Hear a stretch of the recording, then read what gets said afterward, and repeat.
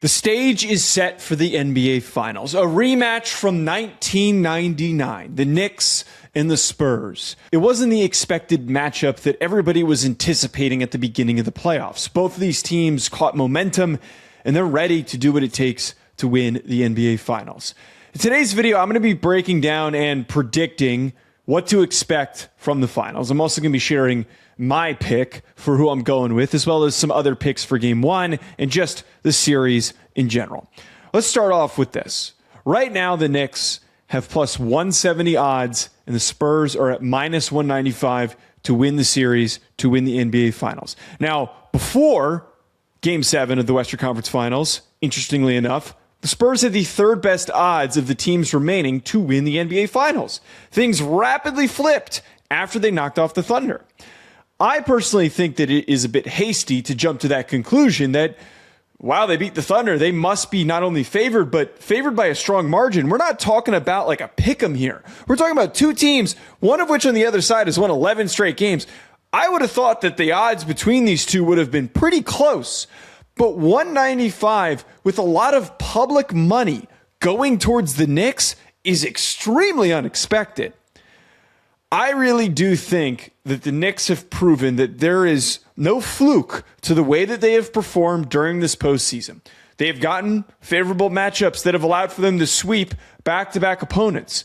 But to do it to the degree that they did, I think displays dominance required to win a championship this year. But when we dig into the specifics of this matchup, first being the fact that when these teams faced off with one another, the Knicks won 2 of the 3 times that they played. In a playoff-ish setting, when they played in the NBA Cup final, the Knicks were able to win that game. And not to mention, the final bit here is that the one loss that the Knicks had in that 3-game series was a very close 2-point loss in which they put up a boatload of points.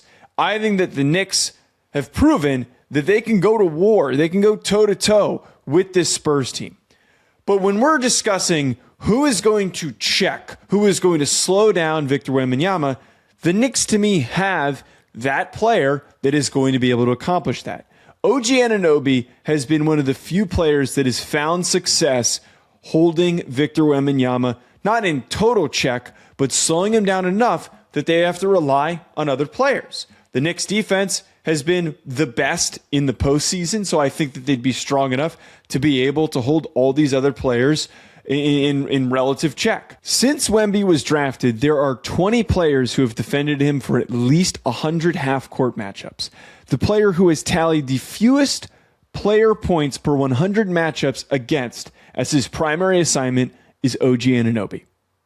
The one guy who has been the kryptonite for the most unstoppable player during this playoff run is OG Anunoby of the Knicks. He has a tremendous defensive presence and is going to be able to, again, just slow him down enough in order for the Knicks to be able to win. Not to mention the fact that I don't think that anybody is going to be able to, on the Spurs, keep up with Jalen Brunson, who is the Knicks' biggest scoring threat. De'Aaron Fox, the last time that he guarded Jalen Brunson for 7 minutes across their 2 matchups, he allowed 15 points, had 0 turnovers.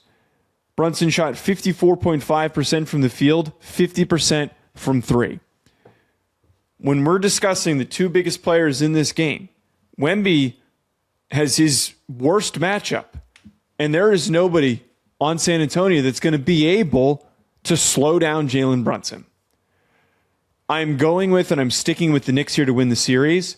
But the other layer that I would like to add for this, on some books you can grab how far this series is going to go, who's going to win the series in a specific number of games. I really believe that this is going to be a 7-game series. I do not think that this is going to be a quick in and out for whoever wins. I think both these teams, as they've shown, have the ability to bounce back and to respond from adversity, as well as the explosiveness to pull out a victory when their backs are against the wall. I think it's going to be a 7-game series, which you can grab at plus 200 odds. Additionally, you can also grab on one book that I found over 6.5 games at plus 210. And then lastly, I was able to find Knicks to win the series 4-3 at plus 725. So if I am going to believe in this series going 7 games and the Knicks being able to win it and win it in game 7, which they've been able to win in road settings and do it dominantly, I think that they could do that in San Antonio. If I'm willing to buy into that, I think that all of these available futures are worth placing bets on and putting money down on. I also am going to go with here that if the Knicks end up winning, that Jalen Brunson would probably be the Finals MVP, which you can get him at plus 230. I like that value a lot better, even if we were just looking at that from like a balanced lens. I wouldn't want to put money on Wemby because he's at minus 190. That's just not great value.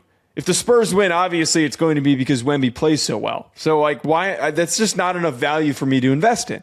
Instead, with my commitment to the Knicks, I think that Brunson, knowing even when he's been taken out in the fourth quarter, his production that he has had in games will be the likely winner of this award. I think also, not to mention the fact that his role throughout the entire postseason and his importance for this team, that if theoretically somebody else did play well, maybe it was Hart, it was Karl-Anthony Towns, maybe it is Anunoby, maybe it was somebody else just has like a crazy couple of games to close out the series, I still would take Jalen Brunson because naturally the inclination would be to go with the guy who has been the driving force for the Knicks' resurgence.